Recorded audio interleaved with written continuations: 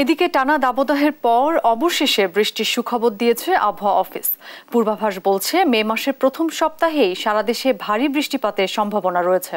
বিস্তারিত জানাতে আবহাওয়া অফিস থেকে যুক্ত হচ্ছেন সহকর্মী ফজলে আদিত্য। সরাসরি যুক্ত হচ্ছেন তিনি। আদিত্য, আবহাওয়ার পূর্বাভাসে আর কি বলা হয়েছে বিস্তারিত জানাবেন। জি, যেমনটি বলছিলেন যে আবহাওয়ার যে সুখবরটা সেটি দেয়া হয়েছে, তবে সেটি এই মাসে নয়, আগামী মাস থেকে শুরু হবে। তবে যেটি বলেছেন যে আবহাওয়াবিদ আমাদেরকে আগামী মাসের 2 তারিখ থেকে, আগামী মাসের শুরুর দিক সময় থেকে 7 তারিখ পর্যন্ত দেশে বিভিন্ন জায়গায় এই ধরনের বৃষ্টিপাত হতে পারে।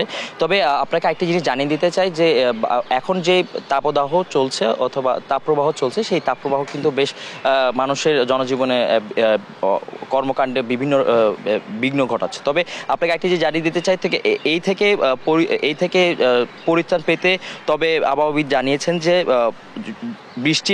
বৃষ্টির কোনো বিকল্প নেই। তবে বৃষ্টি হলে মূলত 4 থেকে 5 ডিগ্রি সেলসিয়াস পর্যন্ত তাপমাত্রা কমে যেতে পারে। তবে 2 তারিখ সিলেট, ময়মনসিংহ, চট্টগ্রাম সহ তার আশেপাশে জেলায় বৃষ্টিপাত হবে। তবে আপনাকে একটি জিনিস আমি জানিয়ে দিই যে 2018 সাল থেকে কিন্তু এই যে বৃষ্টিপাতের সংখ্যা, বজ্রঝড়, সেই সংখ্যাটা কিন্তু কমতে শুরু করেছে। এবং গত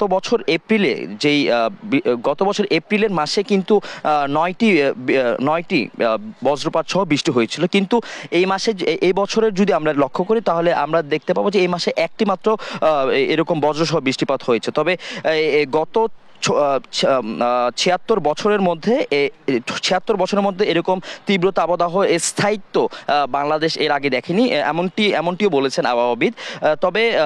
তবে এখন কিন্তু মূলত গরমের মৌসুম থাকার কারণে গরম থাকবে, এটাই স্বাভাবিক। তবে এরকম স্থায়ীভাবে দাবদাহ বিরাজমান করাটা খুবই কষ্টদায়ক এবং আগে এমনটা ছিল না। তবে এর জন্য কিছু বৈশ্বিক পরিবেশও দায়ী। যেমন আমি যদি আপনাকে একটু বলি যে দক্ষিণ এশিয়া জুড়ে কিন্তু এল নিনোর যে প্রভাব, তার প্রভাবেই কিন্তু যে তাপানল এইটা কিন্তু সৃষ্টি হয়েছে। তবে যার প্রভাবও বাংলাদেশে দেখা যাচ্ছে। তবে বঙ্গোপসাগর এবং আরব সাগরে যে জলবায়ুর সৃষ্টি হচ্ছে, সে সংখ্যা কম থাকার কারণে কিন্তু মূলত যে বৃষ্টির যে বজ্রসহ বৃষ্টিপাত সেটি হতে পারছে না, যার দরুন কিন্তু এই যে দাবদাহ অনেক বেশি পরিমাণ বাড়ছে এবং গরমের অনুভূতিটাও বেশি হচ্ছে। তবে এই থেকে পরিত্রাণ পেতে দরকার হচ্ছে বজ্রসহ বৃষ্টিপাত, এমনটি জানিয়েছেন আবহাওয়া অধিদপ্তর আমাকে। তবে এপ্রিল মাস জুড়ে এই ধরনের গরম অনুভূতি হবে, এটাই স্বাভাবিক, এমনটি বলেছিলেন আবহাওয়াবিদ। তবে আমরা পরবর্তীতে হয়তো আগামী মাসের শুরু থেকে হয়তো আগামী মাসের 2 তারিখ থেকে 7 তারিখ পর্যন্ত এই যে বৃষ্টিপাত হওয়ার সম্ভাবনা সেটি হলেই মূলত 5 থেকে 7 ডিগ্রি সেলসিয়াস পর্যন্ত তাপমাত্রা কমে যাবে, এমনটি আবহাওয়া অধিদপ্তর আমাদেরকে জানিয়েছেন।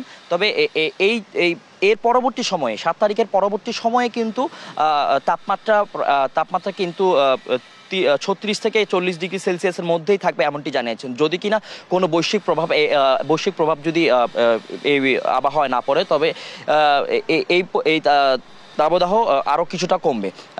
রাজধানীর আবহাওয়া অফিস থেকে এই ছিল আমার কাছে সর্বশেষ তথ্য।